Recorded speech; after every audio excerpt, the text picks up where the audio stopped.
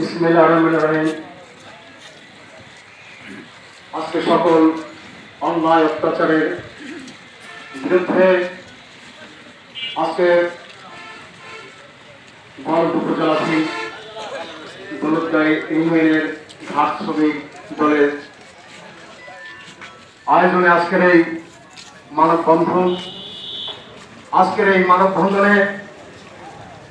উপস্থিত আছেন আমাদের গলন্দ উপজেলার জাতীয়তাবাদী দলের সাবেক সভাপতি বন্ধুবার সুলতানুল ইসলাম মুন্ন, উপস্থিত রয়েছেন রাজবাড়ী জেলা জাতীয়তাবাদী শ্রমিক দলের বিপ্লবী সাধারণ সম্পাদক ছোট ভাই শাহ আলম, সেই সাথে তার সহযোদ্ধারা উপস্থিত রয়েছেন বাংলাদেশ জাতীয়তাবাদী দল দৌলতগাড়ি ইউনিয়ন শাখার বিপ্লবী সভাপতি জনাব মহান মন্ডল, সাধারণ সম্পাদক আয়ুব আলী খান, আমাদের শ্রমিক দলের সভাপতি জনাব সরোজ মোল্লা, সাধারণ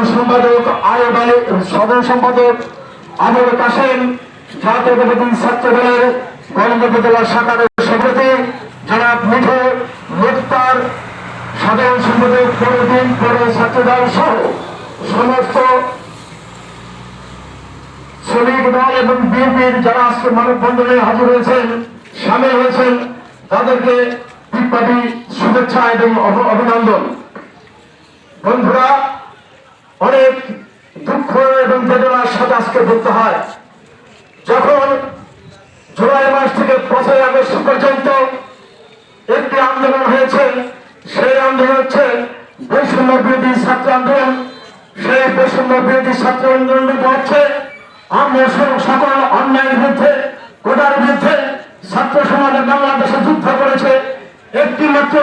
একটি মাত্র তাদের উদ্দেশ্য ছিল আমরা আজকে বৈষম্যের শিকার, সেই বৈষম্যের শিকার শেখ হাসিনার এই নরঘাতক শেখ মানে নাই। প্রিয় বন্ধুরা, না মানার কারণে শেষ পর্যন্ত কি হলো, এক দফার আন্দোলনের ছাত্র জনতা বাংলাদেশে ঝাঁপিয়ে পড়ল। পরবর্তীতে 5 আগস্ট বাংলাদেশে একটি নতুন স্বাধীনতার ঘোষণা হলো, যে স্বাধীনতা অর্জন হয়েছে ছাত্র জনতার মহা আন্দোলনের মধ্যে দিয়ে। প্রিয় বন্ধুরা, শেখ হাসিনা এবং তার পেতাক্তা মন্ত্রী এবং তার এমপিরা বিদেশে গিয়ে আজকে পলায়নরত অবস্থায় রয়েছে।